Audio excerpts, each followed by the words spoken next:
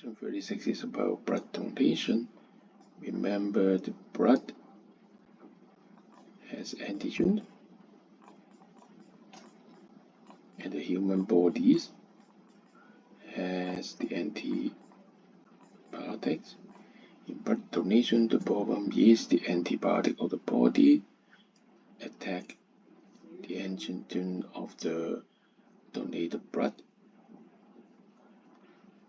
So look at here, as blood group O people has no antigen in the blood, so it's a universal donor. His blood can donate to anyone. On the other hand, blood type AB people has no antibodies,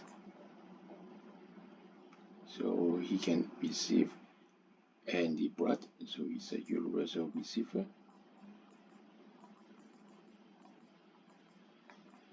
But a simple concept, so what is the answer? Yes, the answer is B.